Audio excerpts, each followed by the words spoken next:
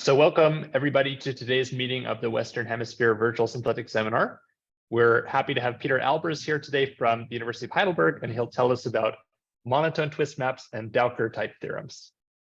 Exactly. Thank you very much for the introduction. Thank you very much for the invitation.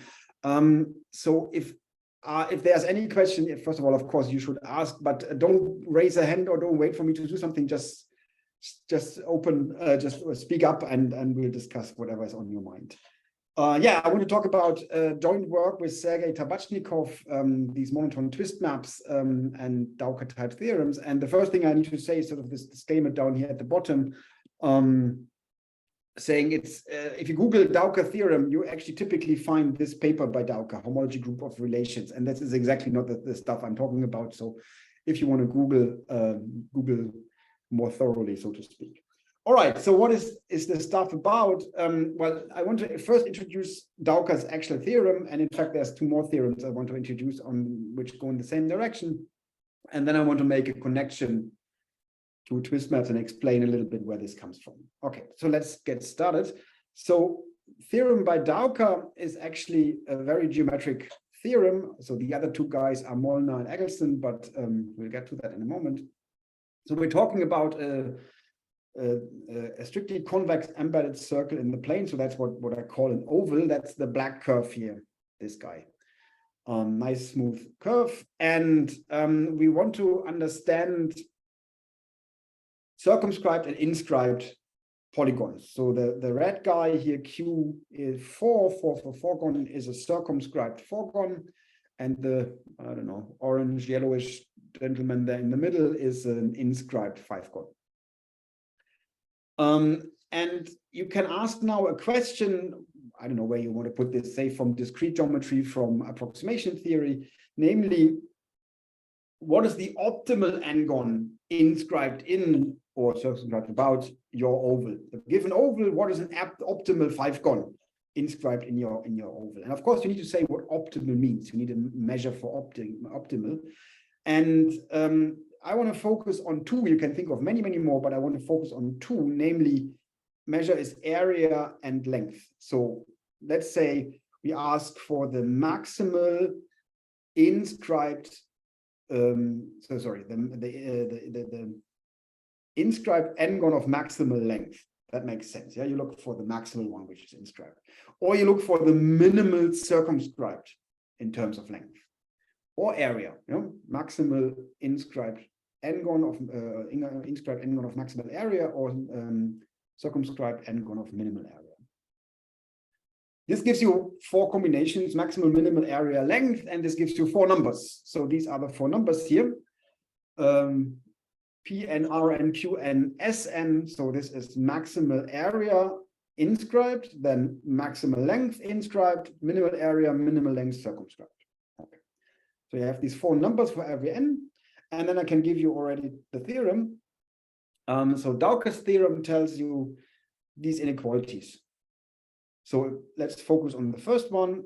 So if you take the maximal area of an inscribed n-gon, then you have a certain type of inequality. So the maximal for n-1 plus the maximal of n+1 is less or equal than twice the maximal for n. And this is slightly, I don't know, another way of reading this is simply to put the two on the other side. Read it like this. Then it tells us of the average of the previous one and the next one is less than the guy at n. That's one way of reading this. And that there needs to be, the fact is there is an inequality. I mean, that the inequality has to be this way around is, but you draw two examples and you know if there is an inequality, it has to be around this way around. So the fact that there is an inequality is the theorem. And it turns out Dowker looked only at area, so maximal area and minimal area for circumscribed. If you do circumscribed, same inequality except reversed, which is totally natural. Yeah, sort of you get the feeling the higher the n, the better you can approximate it. So areas should grow. For circumscribed, areas should shrink. Right? That makes a lot of sense, I think. So Dowker proved this 1944, and then it took another 11 years, and Moln proved the same thing for length and inscribed, and then Eggleston finally for length and circumscribed. Okay. So that's that's the theorem, and it's a very geometric theorem, say from approximation theorem. It has actually quite a number of applications also in terms of approximation theorem. All right, so let me tell you a little bit about Dowker's original article. So this is 3 pages, no references, and he attributes the theorem actually as a conjecture by Kirchner. So Kirchner apparently conjectured this. In fact, there's slightly more in Dowker's article, but let's stick to this formulation. Okay, so very short article. And before I get to that it's very short, I want to give you the strategy of the proof. So the strategy of the proof is the following. Yeah, let's look here. So I'm now using notation from Dowker's paper. So the corresponding numbers are now m. So if you have mn-1 and mn+1, 2 circumscribed gons, n-1, n+1 gon, then you can look, so since it's circumscribed, so the vertices are somewhere outside, but the sides of the n-gons, they touch the polygon, the oval. And that's what I mean by contact points. Yes, you have exactly as many contact points with the oval as you have vertices, of course. And well, you have 2 more here. So pigeonhole principle tells you, well, these 2 more contact points for the n+1 gon, they have to lie somewhere in between the contact points for the n-1 gon. And there's 2 options. You have the n-1 gons and the 2 extra points exactly in between, or you have 1 between 2 and another 1 between 2 others. These are the 2 cases I mean. And then Dowker does something extremely clever. He cuts and reglues. So he sort of takes the n+1 gon and puts one of the vertices actually into the n-1 gon, and he does it in 2 different ways. So that way you turn the n+1 gon into an n gon in 2 different ways. So you get 2 n gons out of that, an and bn. And then the lemma, I mean, I don't think it's a lemma, but Dowker calls it a lemma. The lemma is, if you do that in the way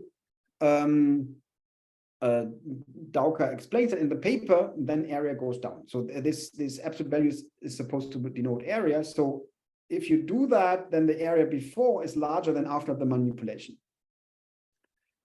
Okay, the moment you did that, of course, then you're done, right? So then here's the proof of the inequality of the theorem. So yeah, as I said, this means enclosed area. So assume these guys are already the minimal ones for n-1 and n+1. Well, then you do this cut and reglue this business from Dowker. You get 2 n-gons, probably not minimal ones. So replace the areas by the minimal ones. Then you make it even smaller. And here's your inequality, right? So everything is in this sort of geometric cut and reglue idea of Dowker's, that you can make an n+1 gon and an n gon where you can put one of the vertices you can put over, and you can do this in 2 different ways so that you gain this inequality. Okay. Of course, I didn't explain anything, right? I didn't explain anything in terms of how to do that. And let me present the lemma. I actually copied it out of Dowker's paper. So it's already a pain to read. Yeah. So I mean, feel free to read it, but also feel free not to read it. It's okay. The proof is a couple of lines. So let me say here, the argument is rather short and geometric, meaning Dowker actually doesn't have any pictures in his paper, but you try to draw a picture from what Dowker explains to you in the proof. Looks very convincing, and then you feel you have the inequality.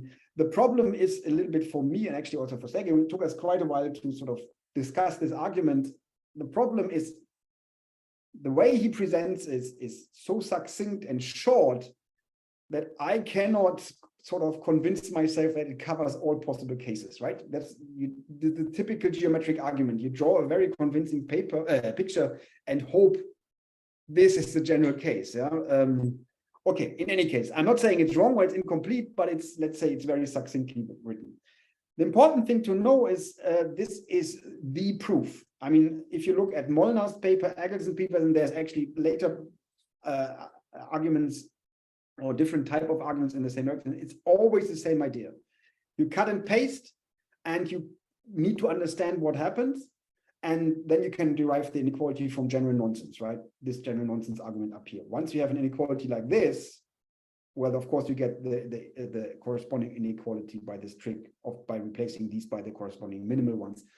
Of course, this is for outer. If you do inner, then this inequality turns around and you replace those guys by the corresponding maximal ones. That's the only difference. Okay. Cool. So this is somehow how Dowker goes about his arguments. So now I want to relate this to monotone twist maps and actually billiards. So let me tell you how that goes. So let's recall our magic numbers here. So Pn, Rn, Qn, Sn, maximal area, maximal length for inscribed, respectively maximal area, minimal length for circumscribed. These are the numbers. Okay, once you have that, so let's let's start with which one do I want to start? I want to start with Rn. So maximal length of an inscribed n-gon. And that maybe you saw before. So in fact, this number Rn is forget the Euclidean form, is a billiard trajectory, meaning here's the case n equals to 3. Here's your curve gamma, your oval. You think of this oval as a billiard table. And then a triangle has maximal length if and only if you have equal angles at all reflection points, meaning this is a billiard trajectory. That's actually easy to prove. I mean, it's really, if the angles are not equal, you move the point, you move one of the vertices in the right direction, length locally increases. Also, you can just simply compute it. Okay, so there's many more billiards coming now. That's why I want to call this Euclidean billiards. So equal angles, that's what one typically knows as billiards. Okay, cool. So first number is realized as billiards, and of course, all of them are realized as billiards. And I want to explain you now how that goes. Here's the next one. Qn. Qn is minimal enclosed area for circumscribed n-gons. So what one obtains then is called outer billiard, or initially was called dual billiard, but by now it's outer billiard is the established name. So what is an outer billiard trajectory? Well, that's a circumscribed polygon which has the following property. So if you look at one of these contact points here, that of course partitions the side of the polygon into two parts. And it is an outer billiard trajectory if this side is as long as this side at every contact point. So this is as long as this is as long as this, and so on and so forth. So now the game is if the area, the enclosed area of the red guy is minimal, or actually if and only if the enclosed area is minimal, if and only if at every of these contact points you have this property left side is as long as right half, or left half is as long as right half. And it's a little bit funny that if you maximize length, you get equal angles. If you minimize area, you get equal lengths. So that, I mean, it's always sort of, you replace one geometric quantity by the next one, right? Yeah, in any case, that's how it is. So now let's work our way down. Before we do that, where does this come from? So there is this, this is sort of like a talk, lecture notes thingy. So in any case, it's not really a paper, but there's this, and I don't know what B stands for, I forgot, but there's, it's by Neumann, sharing Hammond X, and it was at this sort of publication Iota at Manchester University, but it was picked up very prominently in Moser's famous article, Is the Solar System Stable, in the Mathematical Intelligencer in 1978. So he publicized this outer billiard trajectory, and the idea is, what has to do with the solar system? This is sort of a toy model for a massive particle, which is very, very far away from sort of some solar system here in the middle, and then sort of dashes by. And then in a certain amount of limit, this is sort of the right dynamics at infinity, in any case. So that's where sort of this comes from. So what's next? Next, I'm sorry, one quick question. Sure. So if you think, for instance, about ordinary billiards, but instead of, I'm sorry, the inner polygons, but instead of maximizing length, you're maximizing area. Is there a similar geometric criterion for when you achieve that? Yeah, it is exactly the next one I'm going to tell you. Oh, sorry. Okay. Yeah, this is perfectly fine. I mean, yeah, as I said, feel free to ask questions. It's exactly the next one I want to tell you. In fact, I mean, we did now this one and that one, and we all four of them are exactly like that. But they're all different billiard dynamics. I mean, I always call them billiards. I don't know, these kind of dynamical systems, discrete dynamical systems. Okay. So, by the way, maybe since we talk about this, where is the billiard? Where is the dynamical system here? So I always describe immediately the trajectories, but of course, you know what to do. If you come here in this direction, well, then you have an incident angle while you reflect so that you have the same angle here and you keep on going, right? That's the dynamical system. Same thing here. You are here, well, let's say your curve gamma is oriented, that you know what to do. Well, then you draw the tangent ray, which is and point in the same, or say coincides with the orientation of your curve.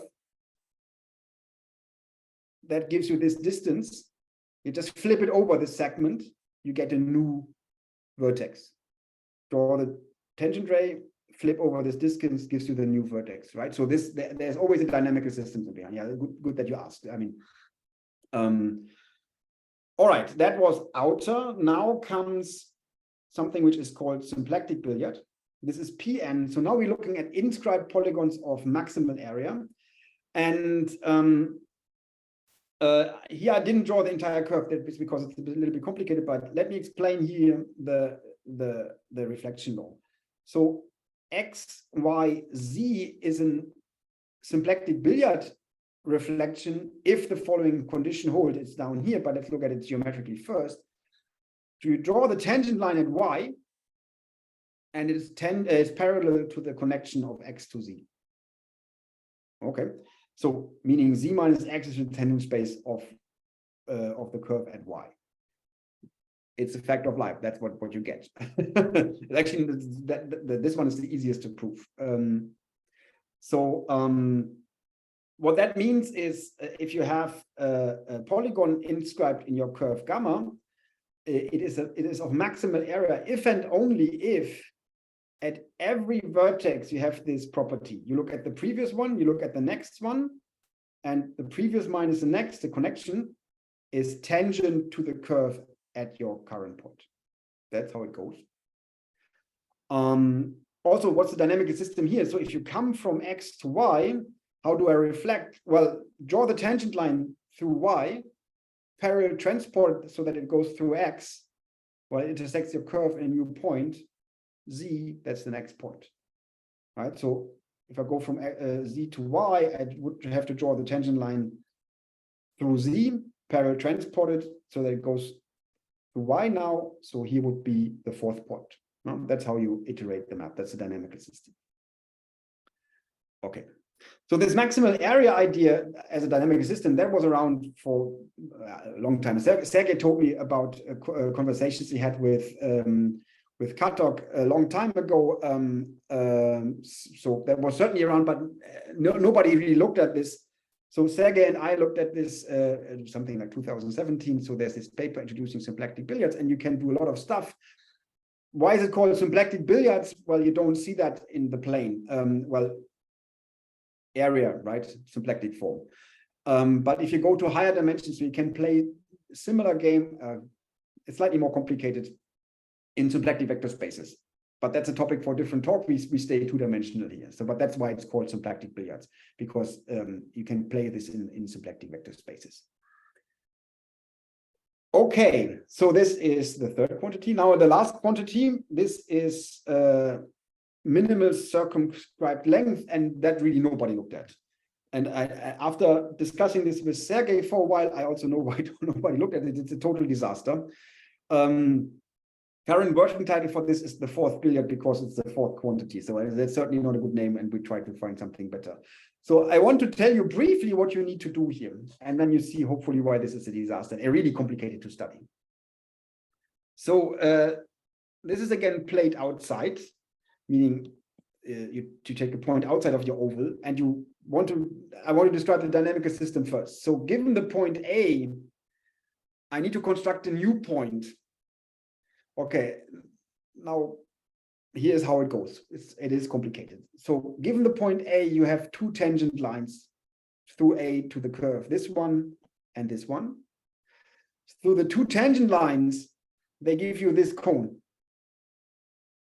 So in this cone, we can now inscribe a circle. Well, in fact, can inscribe many circles, right? We have a one parameter family of circles, larger and larger circles. So pick the circle inscribed in this cone, which also is tangent to the curve gamma. That uniquely determines this blue circle here. Okay. Now that we have this circle, we can draw another line, namely a line which is tangent to the circle and the curve. That new line now finally intersects this tangent line from our initial point A and gives us the point A prime. And that's the next point. Okay, I admire you if you already understand what's going on there. This is just a total disaster, but that's what you get. I mean, and now you in principle need to iterate that. Yeah. I don't know. I don't have much to say. That's how the construction goes. And it turns out that if you take a circumscribed polygon, it has minimal length if and only if each of these points arises from the previous one by exactly this blue construction here. Yeah, that's what it is. Okay.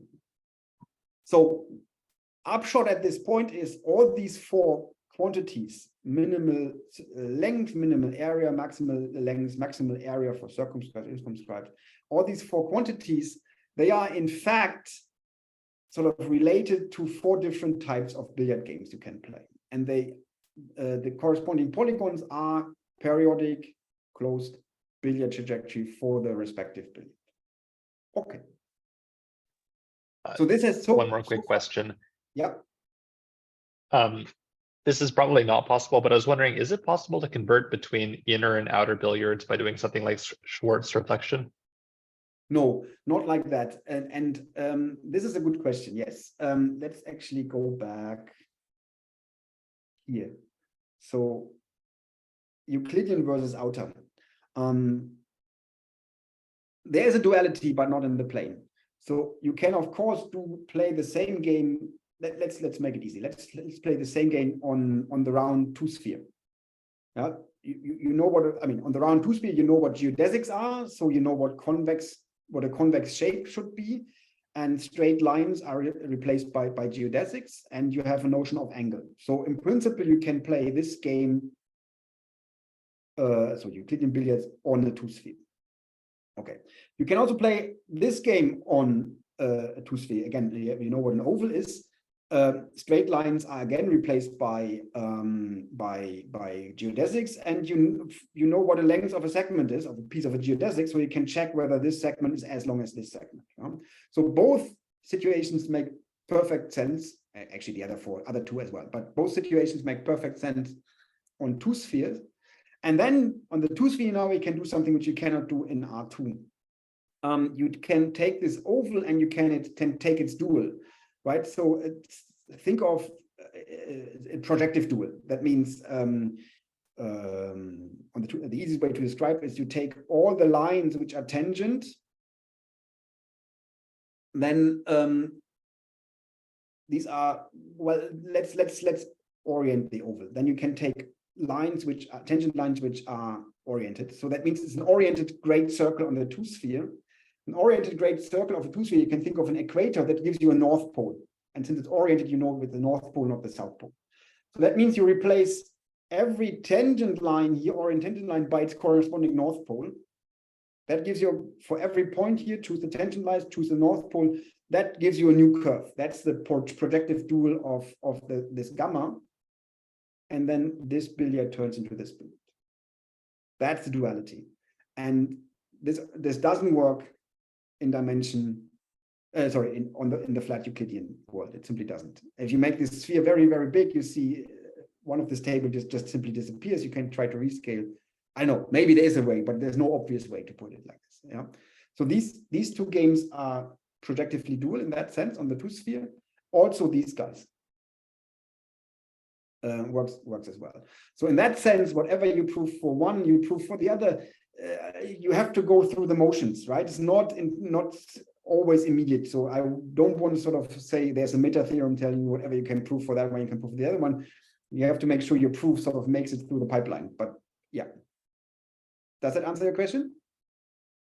Yeah, and maybe it makes the last kind of billiards a little bit less awful seeming because it's just the dual of symplectic billiards on the two sphere. Correct, but only on the two sphere. Okay. So at this point, we realized all these quantities, these four quantities, as certain periodic orbits of one of these billiard strategies. Okay. So now, common fact about these things. So first of all these four billiards, they are monotone twist maps. I'm going to explain what that means. And monotone twist maps have generating functions. And in all of these four cases, the generating function is either area or length. So that sort of links this to the theory of monotone twist maps. Then these specific values we're looking at, they are actually almost the values of Mather's beta function for the respective billiard. So if you, or actually for the respective monotone twist map. So if you have a monotone twist map, you can associate to that Mather's beta function, also going to explain that. And these numbers which show up are basically sort of special values of this beta function. And then the last thing is the beta function is actually convex. So convexity, well, gives you inequalities. And if you combine all that, you get the four inequalities we discussed at the beginning. So I want to explain this a little bit, but before we get to that, I want to tell you two consequences. Once you realize that that is sort of another way of looking at these inequalities, then you gain a little bit, and that's what I want to explain.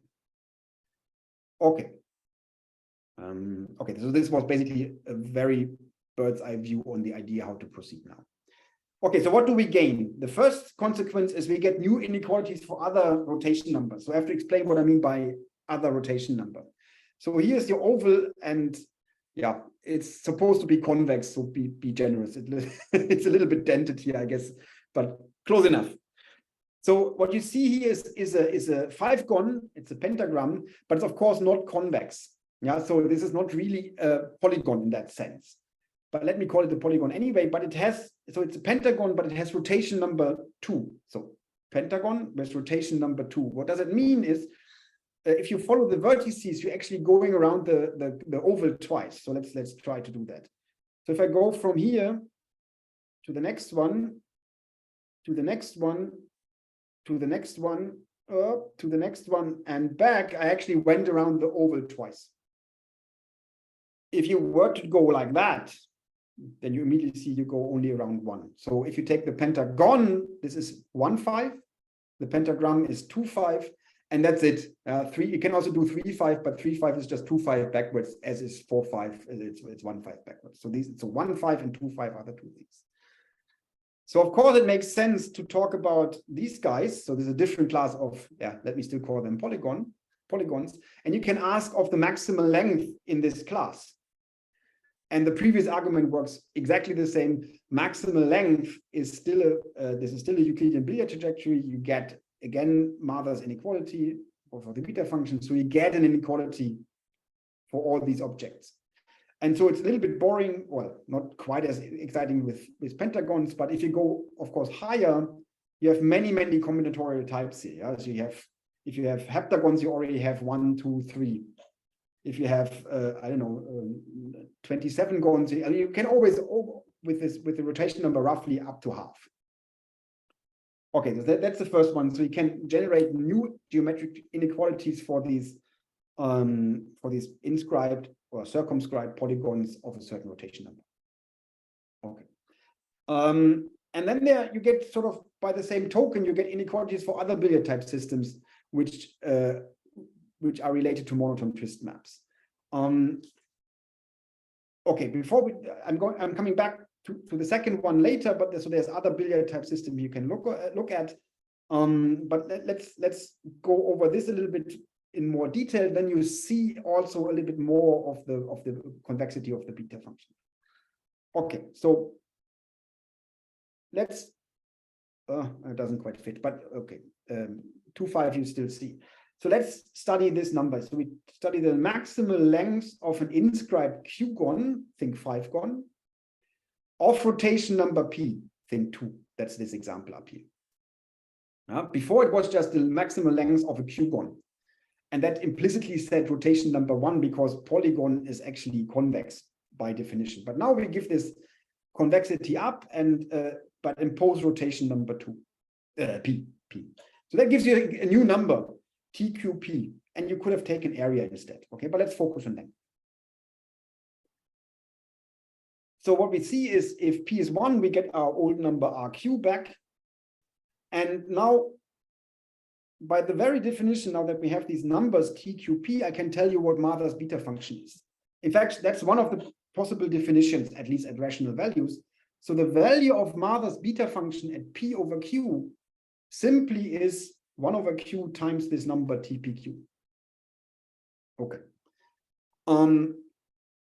As I said, that's one way of defining it. It's not a very helpful way of defining it. There's many different ways of defining it, but this is a valid, at least assertion. Let's say you take the correct definition, then this is typically an easy consequence that you have this equality. So now let's recall convexity. So convexity is this statement, and since I only sort of defined the Mather beta function at rational value, I'm also writing down the convexity statement at rational values.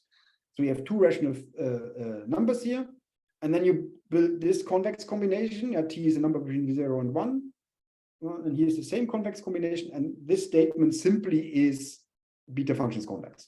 Yeah, the value at the boundary is larger than the value somewhere in the middle. Okay. So now here comes the proof of all the inequalities. Choose here for P1 and P2P. So you choose P1 and P2 the same. You choose Q1, Q minus 1, Q2, Q plus 1. Choose T, that value, sit down, well, I don't know, 10 to 15 minutes, sort out the inequalities, use this definition, and you get this. So this implication is really completely elementary. Nothing happens. Once I tell you this, I mean, you just get a coffee, get a tea, whatever, sit down, and you get that before the coffee is done. So this is an equality, and if you now specialize to a 1 everywhere here, this is exactly the 4 theorems I told you before. Okay, so that's one way of deriving it, but now we can do this for general P as well, and exactly by the same token. That's what I meant. So it's no extra effort. So all these inequalities for higher rotation numbers come for free. Okay, so I'm going to explain a little bit more about the monotone twist maps in a moment, so that this is not so ad hoc, I guess. But now other billiard systems, and I just want to list them. So here are 3 more billiard systems you can, for instance, study where everything works exactly the same. They give rise to monotone twist maps, and you can derive sort of geometric style inequalities. And I guess it gets boring after a certain while, so I just wanted to mention the billiard. So there's something which is called wire billiard that was introduced by Bialy, Mironov, and Tabachnikov a while ago. There's symplectic versions of that, wire symplectic billiards, or symplectic wire billiards, I don't know. That's something I'm studying with Anna Chavez-Khalid and also Sergei. There's something very old, magnetic billiards, Robnik and Barry from the, I think, the 80s. And there we need one condition, sort of weak magnetic field, and that's something I'm going to pick up at the very end of the talk again. Just want to show you this one example. Okay, so message at this point is once you understand this type of proof, you get more inequalities for more billiard systems basically for free. So then the inequalities need to be interpreted. They are not quite as nice anymore as Dowker, but it can be done. Okay, so I think at this point, the big storyline is done. Now I want to explain to you what monotone twist, or remind you if you already know this, monotone twist maps are, and how this is related to the entire story. Okay, so there's no further question. I mean, feel free to ask questions at this point. I'm at any point, but otherwise I would move on to. Well, I had a quick question. Yeah, for sure. Can you say again why the symplectic billiard, how the symplectic geometry comes into play? I remember you had the difference is in the tangent space. Right. exactly, from my description is completely unclear.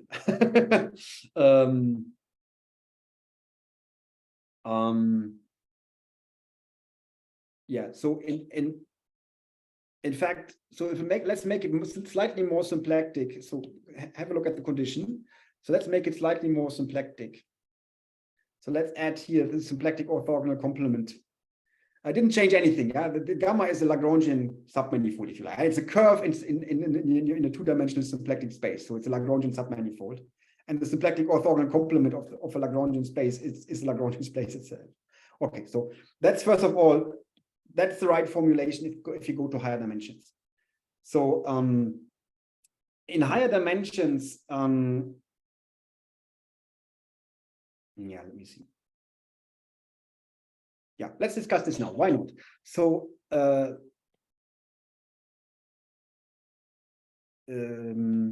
so I explained that the rule at this point here is this tangent line has to be parallel to this connection, right? So what does it has to do, first of all, with area geometry? So my claim is, given x, fix x and z, and think of y as a variable. And the function I want to look at, the function in y is this area plus this area. That clearly depends on y, right? And now consider this function area of the red area as a function of y, and look for a critical point. Look where the derivative vanishes. This is equivalent to this condition. That's what I'm saying. And let's actually prove that for a moment, because it looks horrible. Yeah, how do you ever compute this area? But this is the right point of view for different reasons. But if you look at this picture, we can make the problem much easier. So this, actually, let me try to do something else here. So now, 1 second. So we take the pinkish area here, right? Let's add to the pink as a function of y. Let's add to the pink area the green area here. That the sum of the two is constant, doesn't depend on y anymore, because it's I mean, clearly visible, right? So if you move y around, pink and green changes, but the sum stays the same. So that means the function pink area of y has a critical point if and only if function green area has a critical point in y. Well, but the green area is the area of a triangle. That's good, because that I can compute. So now so if you want to change the area of a triangle as fast as possible, you should move this point in this direction. So perpendicularly to the base of the triangle, just from the formula how the area is computed. Right, so now the point y is not free to move. Y has to move on the curve gamma. So principle of Lagrange multipliers tells you, the function restricted to gamma is critical if the gradient of the function, which is this direction, is perpendicular on the tangent. Okay, so this has to be a right angle. Okay, but that's equivalent to this, is parallel to that. So that's how we derive this in dimension 2. Okay. Very cool. So now, sorry? Oh, I'm just saying that's very cool. And okay, glad you like it. So now, how does symplectic geometry come into the game? So the pink area here is actually, actually it's easier to say the green area. The green area is the area of a triangle, but this is actually up to a factor of 2. You just plug this direction and, this direction and this direction into the symplectic form. So omega on that comma that gives you probably twice the area of this triangle in dimension 2. And now in higher dimensions, well, you take any symplectic vector space, you take, in fact, any gamma you can replace now by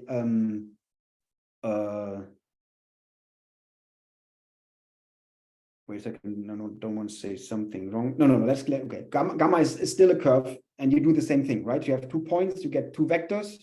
3 points x, y, z on a curve in a symplectic vector space. You get 2 vectors. You can still associate this function to it, and you can study stuff. And then this is the rule you get, and you can sort of study this in higher dimensions. In fact, you can then start generalizing that you can even go from gamma from curves to higher dimensional submanifolds. So there's many directions you can go at that point. Does it answer their question? Okay, cool. All right. So monotone twist maps is next. So let me have an eye on the time here. Monotone twist maps. So let's look at the story of monotone twist maps. That's a beautiful story in general. So it's actually about maps on the annulus. So again, it's a very two-dimensional thing. So it's area preserving diffeomorphisms, isotopic to identity, and we allow the annulus to be actually infinite. So A and or B may be plus or minus infinite. When we lift this to the universal cover, then annulus becomes a strip. And coordinates are called x and y, and we have our standard symplectic form, dy dx. You really should think of this as cotangent form, like dp dq. And then f is called a monotone twist map if this condition holds. So f1 is the first coordinate of the map f. If you take the derivative of the first part of f with respect to the second variable, that needs to be positive. Okay. Yeah, random condition at this point, but that is what's called a monotone twist map. So you want that for all points. And then we want slightly more if the strip is finite at one or both sides, then we want that f extends to a shift. Yeah, so x and a goes to x plus omega minus, comma a. So you simply shift the line r cross a by omega minus, well, that way or that way, doesn't matter, depends on the sign, and the same at b. But this is only a condition if the strip is finite. Okay. So the idea, I should say this first. This is important for later. This interval omega minus to omega plus is called the twist interval of the twist map. It's just a name. So the idea is the following. Here you see your strip. I didn't draw it because there's enough. The twist condition means you take one of these vertical segments here. In fact, this is true for all. It needs to be true for all vertical segments, and the map f maps it to the right and sort of twists it over. So a vertical segment needs to become a graph over this axis. This is exactly this condition up here. Okay, that's the geometric interpretation of twist map. And at the boundary, you move exactly by omega plus and omega minus in exactly this fashion. That's monotone twist map. Okay. So the first thing you can do is, and that's sort of at the heart of the theory, is you can use this condition to change coordinates. So this is the next thing. You change coordinates xy to x comma x prime, and x prime simply is f1 of xy. And the twist map condition tells you this map here is a diffeomorphism. I mean, write down the Jacobi map. It's of the form 1, 0, something positive, namely the quantity we require to be positive. So it's a diffeomorphism. Well, local diffeomorphism, and then ta-ta-ta is global. Okay, so we have two sets of coordinates. We have this sort of the canonical coordinates x and y, and then you have these new coordinates coming from the map x and x prime. And then it's also convenient to introduce one more number or coordinate, and depending on how you want to say this. So I think of f as a dynamical system. So I want to iterate f, and it sends xy to x prime y prime. So this is consistent because x prime simply was the first part of f. So y prime is the second one. So this is a change of coordinates, and this is sort of, this describes the dynamics. xy goes to x prime, y prime, and so on and so forth. Okay. So then now comes sort of area and length comes into the game. So this describes our billiard map. We're going to see that in a moment. So now comes area length. So this is what's a generating function. So a generating function is a function h. H is actually like Hamiltonian. It's a function in these new variables x and x prime, and it gives you a real number. And then you have this characterization that f maps xy to x prime y prime if and only if you have these equations, namely partial derivative of h with respect to the first variable gives you minus y, and there's this minus sign here. Partial derivative of h with respect to the second variable gives you y, there's a prime missing, sorry, gives you y prime. Okay, and this is a variational characterization. This is exactly what I told you for the 4 billiards all the time. So if this is Euclidean billiard, that means you reflect according to the Euclidean billiards if and only if area, or sum of areas actually, is extremized. And it's not entirely clear from this formulation, but it's literally it. Okay. What is the twist condition? Well, the twist condition simply means this mixed second partial is strictly negative. Okay. Cool. So now where do these extremal orbits, where do the polygon come into the game? That's now the next thing. So we consider bi-infinite sequences. Okay, this is actually a lie. This is these are periodic in a certain sense. You see this in a moment. But think of them as bi-infinite sequences of x's and two conditions. They are monotone increasing. So you're moving to the right, so to speak. And they have this periodicity. If you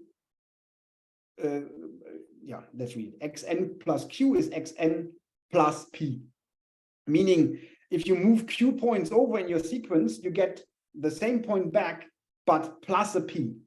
And remember, this is in R, but R is really the universal cover of S1. Yeah, we started with an annulus S1 cross AB, and these guys live then in R cross AB. These are the x's. So that means on S1, these 2 points are the same. Yeah, because S1 is R mod Z and P is an integer.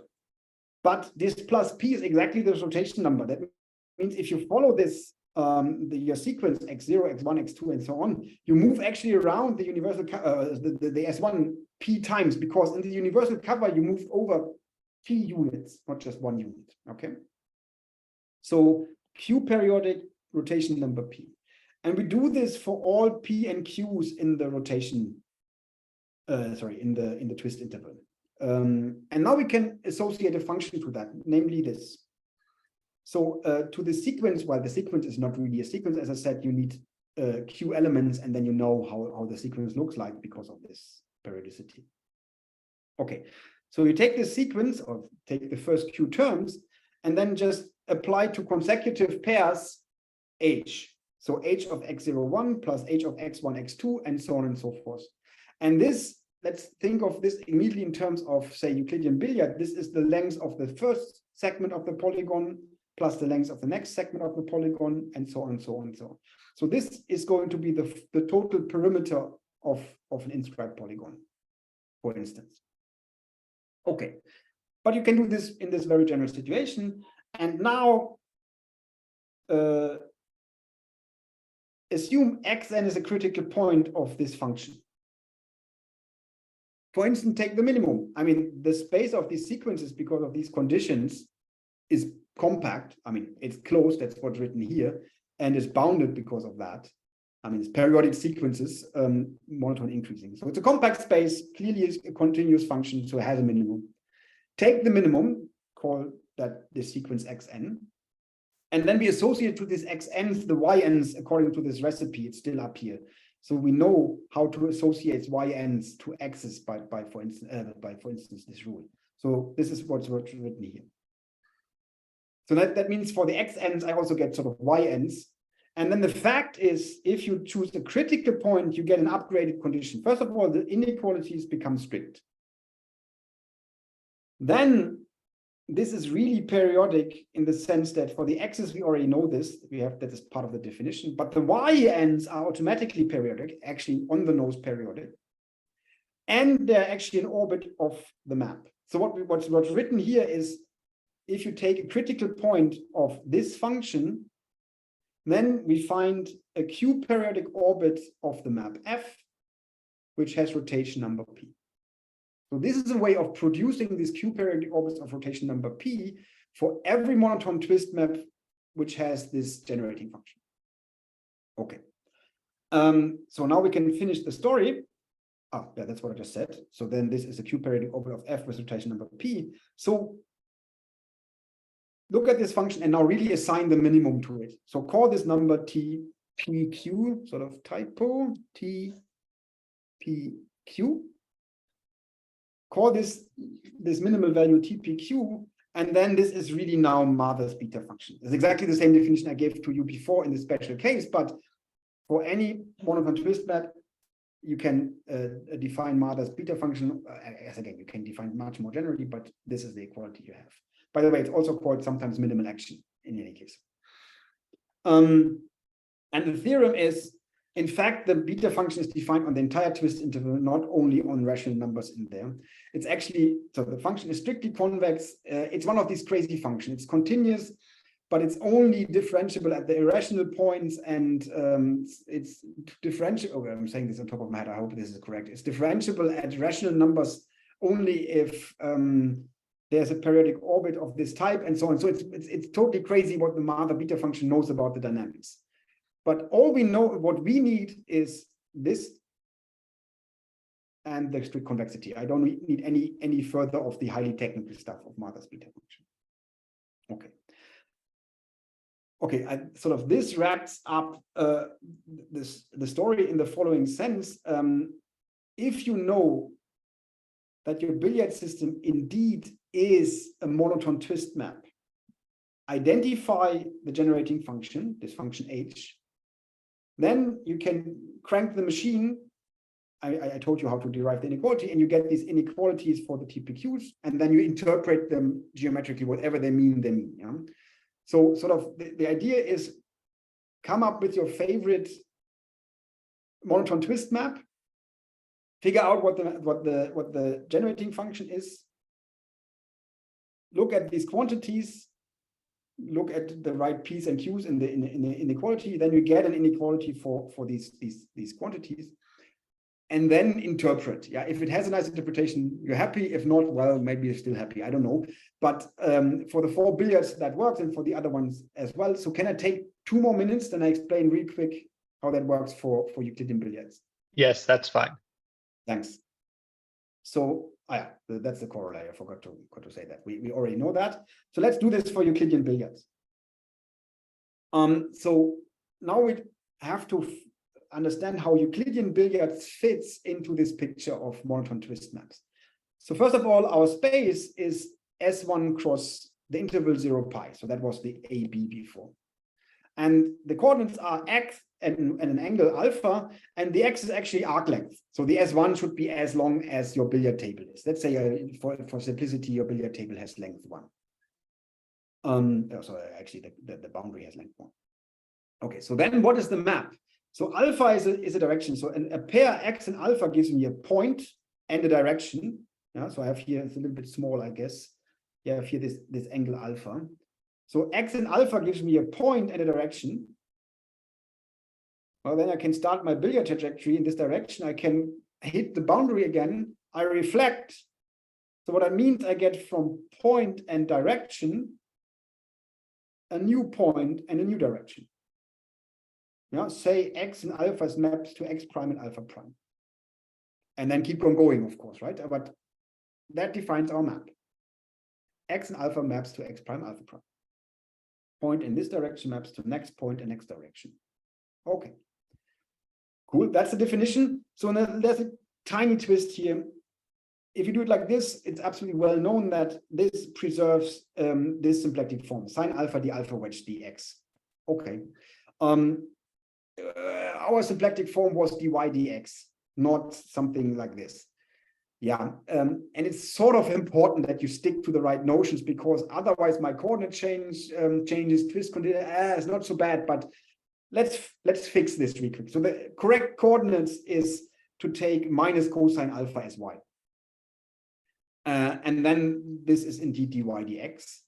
But why it is important, then 0 pi becomes minus 1 1, yeah? Because cosine goes from minus 1 to 1 then.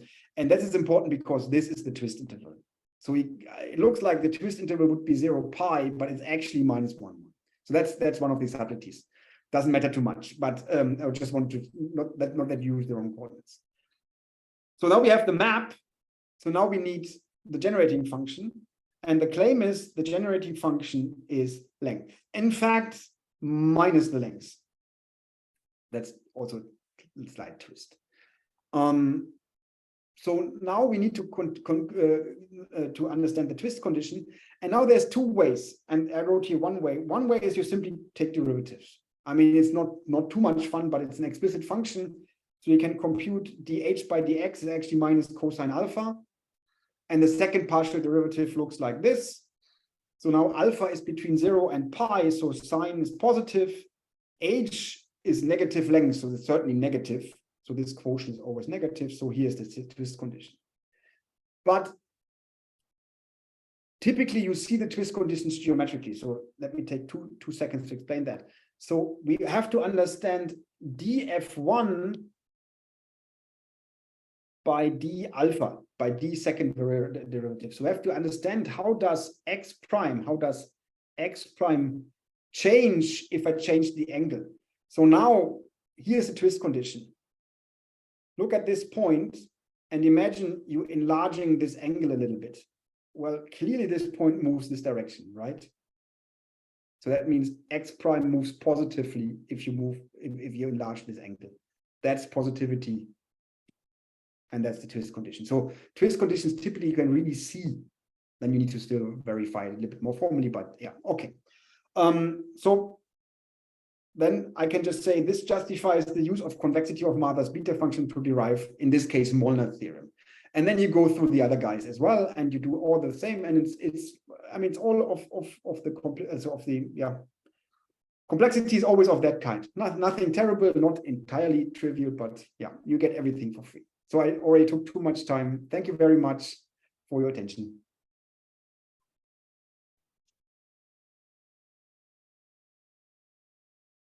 All right.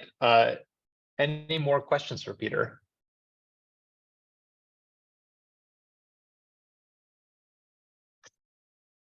Okay, I have a question, and I think that the answer could well just be no. I was wondering, when you take these 4 versions of billiards, if these problems are integrable or close to integrable, and if that has anything to do with the inequalities you're talking about. Oh, that's actually a good one. I mean, first of all, it's very difficult to find out when they are integrable. The good thing is all 4 of them are integrable if you're an ellipse. I mean, it's well known that Euclidean billiards is integrable if you're an ellipse. I mean, it's actually not so trivial to do that, but it's well known. I mean, just open, for instance, Sergei's book on billiards. It's true for the other 3 as well, but for different reasons of complexity. And I didn't think what that means in terms. That's a very good remark. I didn't think about what it means in terms of these inequalities.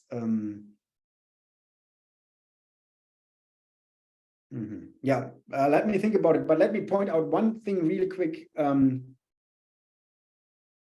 for symplectic billiard, because that's sort of my little own toy model. Why is that actually? Because this is totally trivial if you think in the right terms why this is integrable for ellipses. So symplectic billiard, as I said, has as generating function the symplectic form or area, if you like. So that means it should be invariant under area preserving linear maps. You need area preserving to preserve the generating function. You need linear because you want straight lines to map to straight lines. You want to map trajectories to trajectories.